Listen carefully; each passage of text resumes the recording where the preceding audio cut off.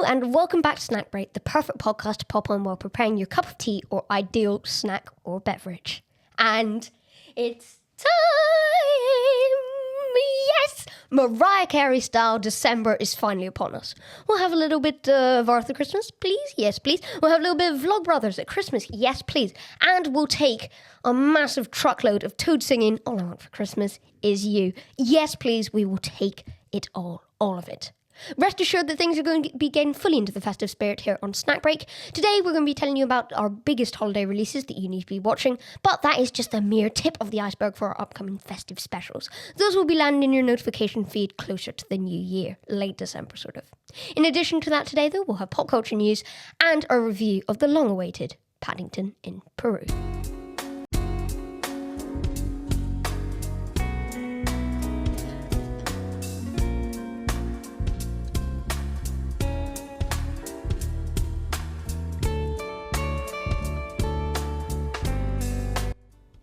We begin, however, with pop culture news, where the trailer for Sonic the Hedgehog 3 has been released. The trailer gave us our first look at the on-screen universe's Chao Gardens, as well as claiming that Tails looks like a Pokemon, which he does. He looks a bit like Pikachu.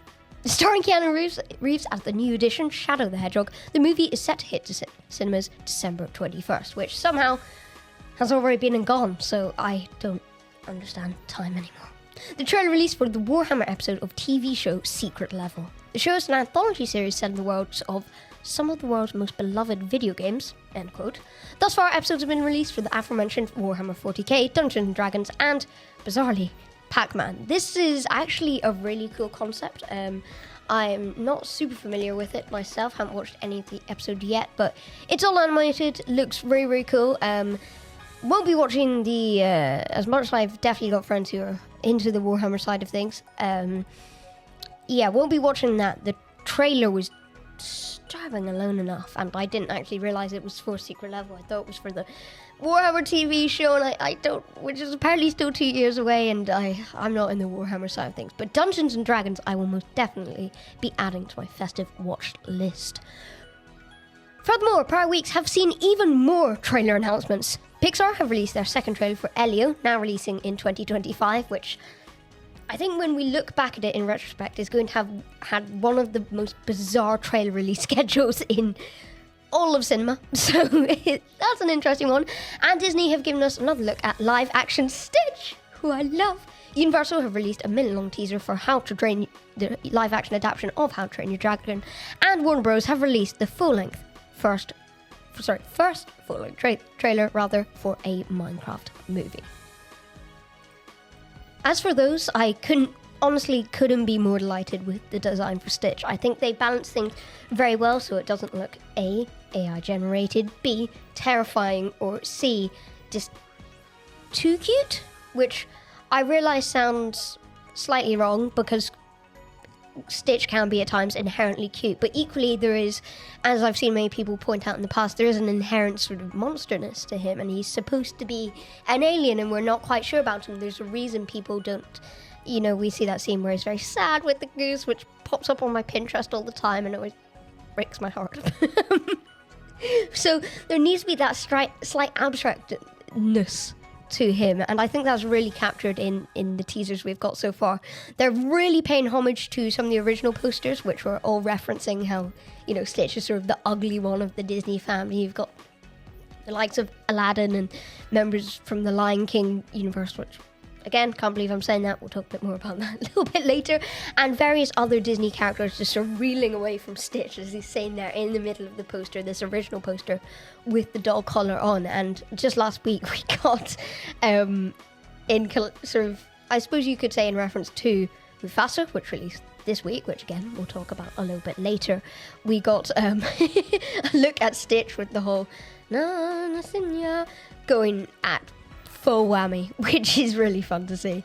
So yeah, I love him. You can see in the little sand stomping castle clip, they're doing exactly what you want. We've got him holding the coconut from Moana, so with the caption, "Hold on to your coconut." So I am just overjoyed with Stitch. As for the other movies on that roster, Elio still looking pretty good. I think we'll just have to see how that will I'm not going to really judge that one too much until it comes out. I think it's going to be definitely a wait and see type thing. Again, it's a what feels like at this point with writer strikes and everything, Pixar's first original film in quite a while. Obviously, the first since Elemental. So more curious to see how that goes. How to Train Your Dragon live action looks absolutely stunning. As for the live action Hiccup, I'm in a listy mood today. Clearly, it's not a Minecraft movie, which is a good thing, and B. And hey, I'm one of the people who are in favour of the Minecraft movie, so this isn't me going very harsh on it. And so it's not a Minecraft movie, and also it does really faithfully capture the design of Stitch. Obviously, it's a strange one in the animated adaptations. They are not faithful at all to Cresta Cal's original designs of Toothless.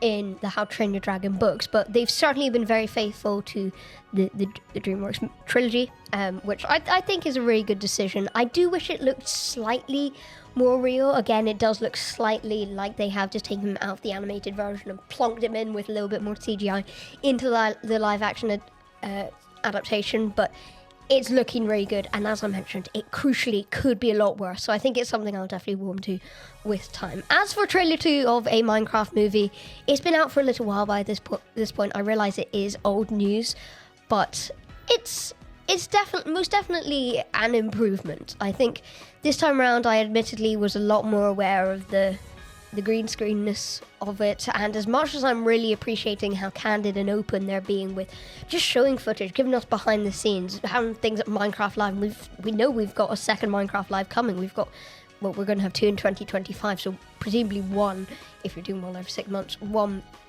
before the movie, so presumably we'll get maybe another major trailer there or another talk with directors, which would be really cool. And I wonder, is that an approach that has come in response to the response to the first teaser trailer. So it's definitely an improvement. I think of all the Minecraft things culture things they could have referenced, as a child I yearned for the mines is most definitely probably the most bizarre they could have gone with, but hey, I'm accepting of it, and as I mentioned, is definitely an improvement. I'm just crossing my fingers for this movie, but I think I've probably accepted by now that it's not going to be amazing. I'm lowering expectations as we go slightly. Even if that trailer was still a step up, it still, to me, felt slightly disappointing, which is a shame. But hey, I'm more than happy to be surprised by this one. And with that slightly disappointing note, we close this episode's edition of Pop Culture News.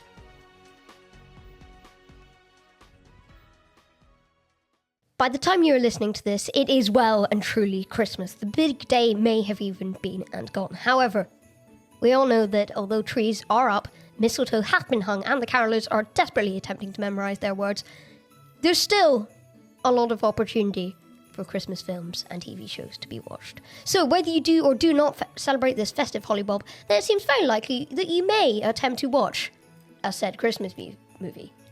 Keyword: attempt.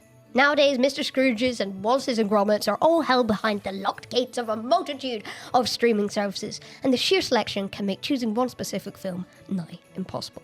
So, to make life just a little bit easier, we're going to be letting you know what's in the cinema, both physical and digital, where and when, as well as some little recommendations of our own. Capiche? Let's begin then.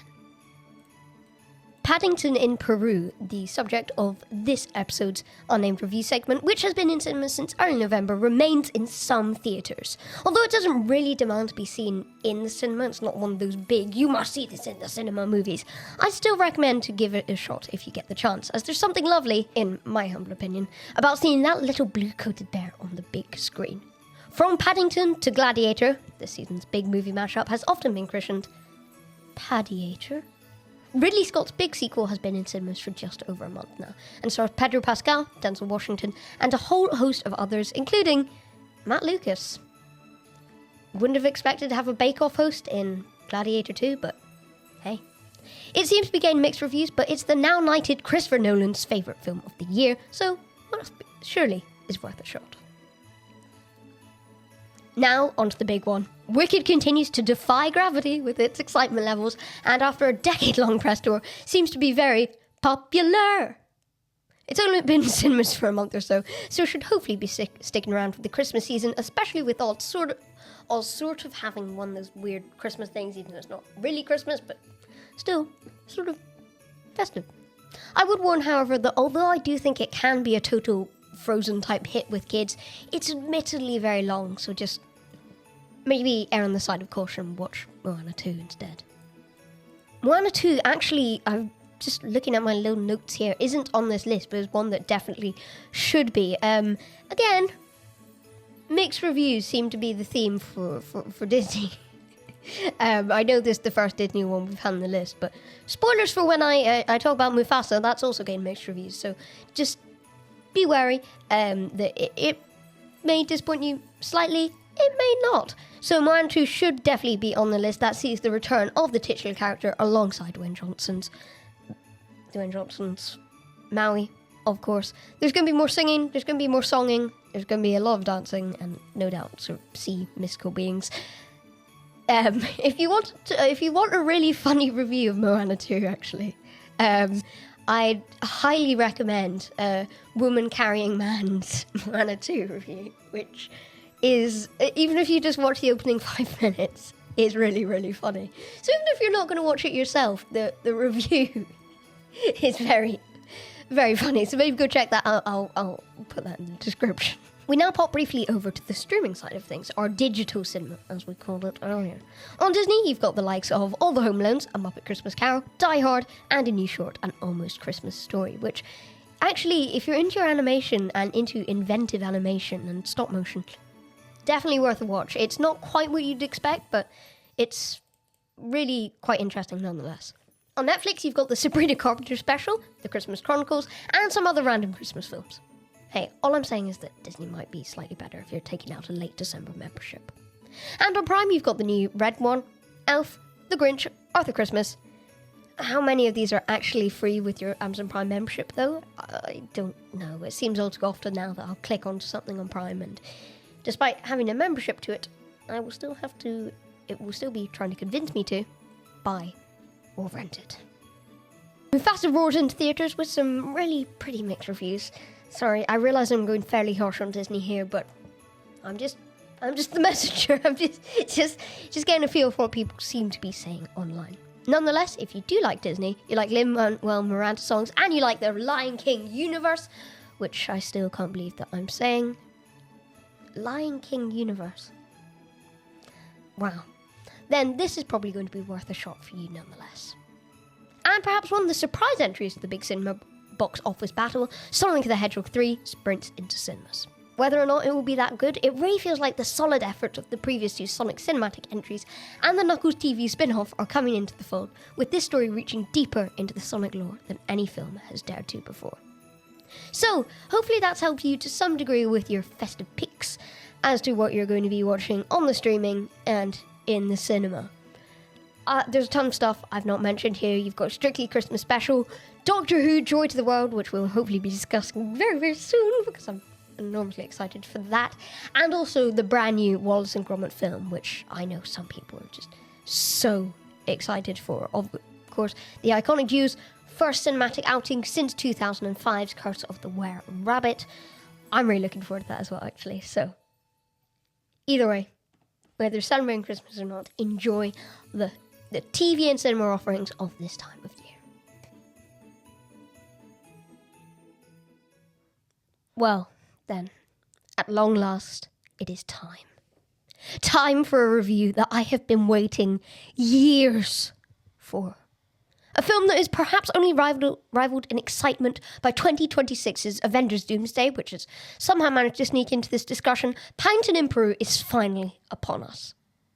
Having released on the 8th of November, the Marmalade-loving bear's third cinematic outing takes him and the aging Browns to Peru, where they discover that the beloved, both by Paddington himself and thanks to Paddington 2, general audiences, Aunt Lucy has vanished from the home for retired bears. There's a bunch of other stuff in there involving Olivia Colman and Antonio Banderas, but that's about the wrap of it.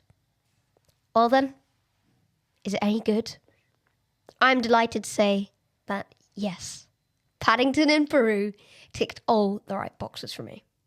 Despite this film moving Paddington and the Browns out of their scenic London residence, the movie retains its crucial charm, with Paddington allowed for a whole other level of hijinks when placed on a somewhat foreign ground, even if he is from there. And the Browns, even with swap cast members and a significantly different tone to that of the closer Brown family in Paddington's first two movies, follow suitably. Thankfully, though, we aren't totally devoid of many of the locations that became beloved in, again, the first two movies. The opening sequences are appropriately London-heavy, with us being allowed enough glimpses of familiar faces and locations to appease audiences. You've got your Mr. Gruber, so we're all happy. Even if it still feels a slight shame that most of the sort of side characters are passed over in this movie, their brief appearances and the later introduction of new characters more than make up for it. And as for those aforementioned new characters, Coleman and Banderas seem to know where they're getting into, and as such give really fun performances. Additionally, the home for retired bears where Aunt Lucy resides is a particular source of wonder and whimsy. I mean, I just want to work there. I want to help out with all the retired bears. It is so sweet and lovely. Admittedly, though, just to show I'm not simply blindsided by more Paddington fun, which I could be, but just to prove it, it isn't as strong as the second film. While Dougal Wilson has in no ways let the Paddington side down, and his various interviews with the likes of Empire magazine have really shown his dedication, the story, as enjoyable of a romp as it is, does fall slightly short for me. Although it's definitely not just another adventure movie aimed at a family audience, which there seem to be all too many of nowadays, much of the joy of the previous outing seemed to come from the fun of the concept of Paddington, combined with a really tight-knit story. Sadly, this film is lacking slightly in this department. It seems to allow itself away with a lot more than the first two movies, but it's nonetheless forgiven due to, well, Paddington being Paddington. Overall, although Paddington in Peru may not rival Paddington 2, it is a very difficult bill to fit and is definitely a worthy addition to the franchise. It doesn't suffer in any part with the new location, and while the story may be a bit more flimsy than previous outings, it ultimately gives you everything you could want. Now the wait begins once more. Paddington 4, I can't wait. For now, though, this has been Snack Break, the perfect podcast to pop on while preparing your cup of tea or ideal snack or beverage. I've been Bendigo Blue. This is a Hungry Cap Hour production, and whether you're celebrating or not, I hope you have a very nice couple of days, and if you are celebrating, have a very Merry Christmas and a Happy New Year. We will be returning hopefully with some sort of New Year's special around that time, but for now, see you soon, stay safe, bye!